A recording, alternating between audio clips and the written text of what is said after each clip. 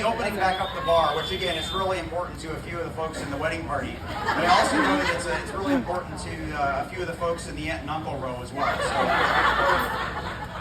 we're not going to have a champagne toast, but I've been assured by Scotty and Linda that Sagamore Club has never run out of beer and wine.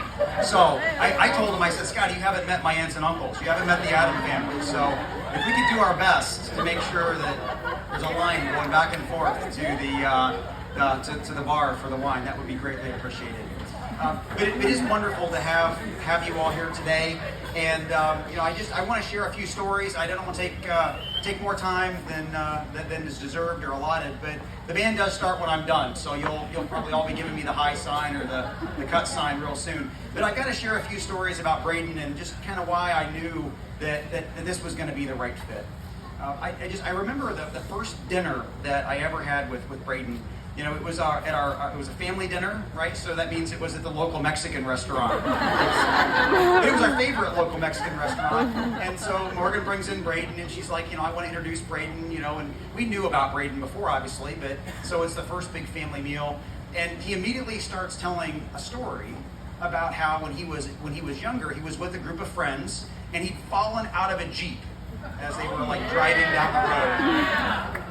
And so, of course, I immediately had an affinity for this kid because I'm like, man, we both hit our heads a lot as kids. So we've got a lot in common already. So this is really, really a good start.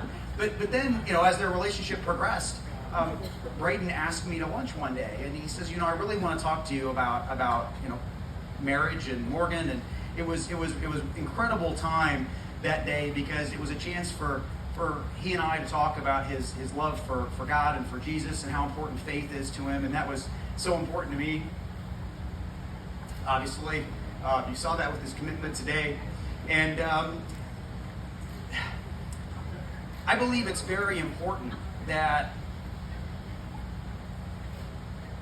you know your spouse intimately. And so during that conversation, I asked Braydon, I said, well, let me just kind of throw a couple things out. I want to see really how well you know my daughter. I said, well, what's Morgan's favorite color, right? Start with a softball. He said, well, purple, of course. Like, check, okay, number one. So, what's Morgan's favorite restaurant? Well, that's easy, Chick-fil-A. I never let her go there when never let her go there when she was a kid. Too poor. We were too poor, yes. It's true. So I'm like, okay, he's 2 for 2. So I said, all right, Braydon, here's the tough one. What is Morgan's favorite flower? He thought about it for a minute, and he goes, I'm not really sure what it's called, but I know when you buy it in the grocery store, it's that white bag with like the gold seal on the front of it. He didn't really say that. I just thought that was really funny if I threw that in.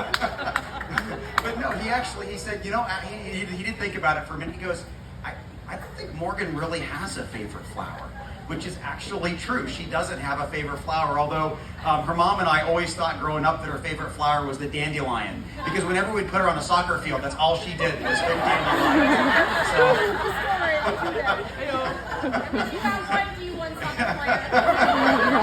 yeah, we had to wait for a soccer player, but that's okay.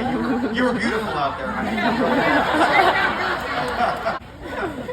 So he was 3 for 3. I'm like, this is really, really good. So I thought it was my turn to kind of lay it on him. I said, okay, so just so we're clear on this, if we're going to move ahead, this means that you get her shoes, her purses. And Morgan, this would be a really, really good time if you want to pass down Dad and Mom's credit card down to one of your younger sisters.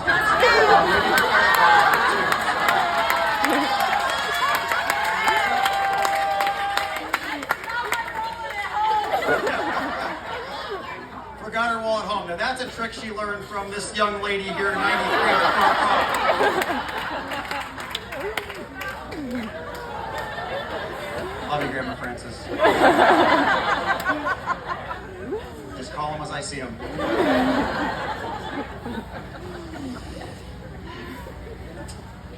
But as you heard earlier today, Kristen and I did just celebrate our 25th year of marriage.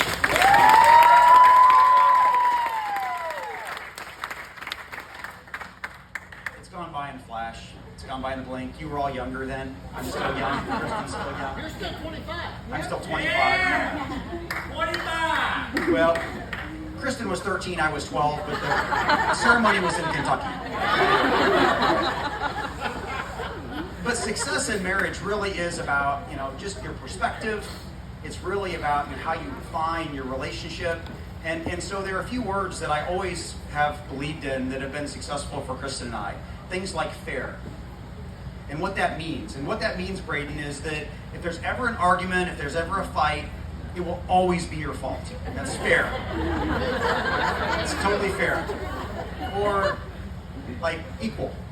So, equal is defined by what's Morgan's is Morgan's and what's yours is Morgan's. Totally fair, totally equal. And it's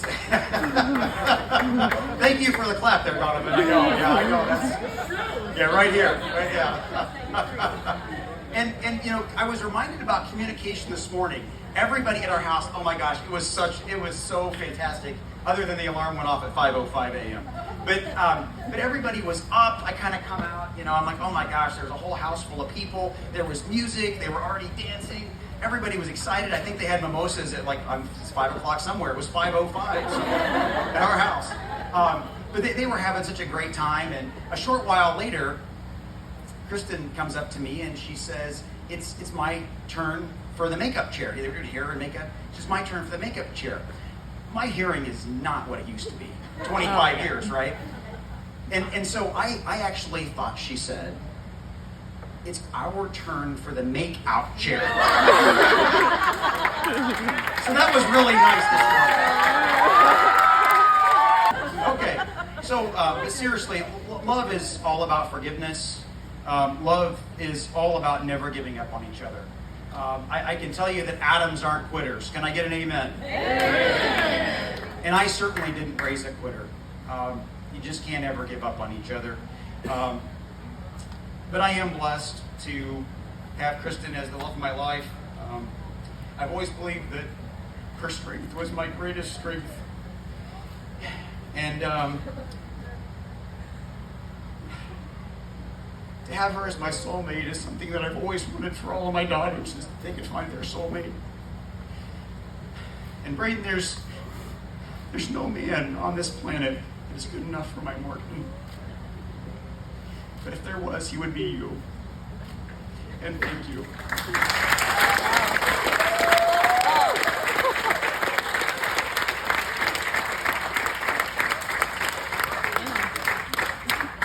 But having 3 daughters, I always have wanted a son.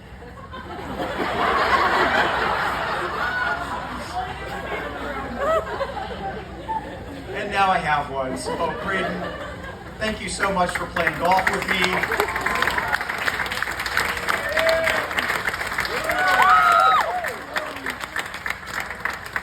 And it really is wonderful to welcome you to our family and to share this journey that you're going to be on, this blessed journey that you're going to be on. And we just can't wait to share it with you and to love you and to make sure that you guys are going to be happy for eternity. Toast to Braydon and Morgan. Cheers. Thank everybody again for being here. It really does mean the world to me that we can share this day with you all.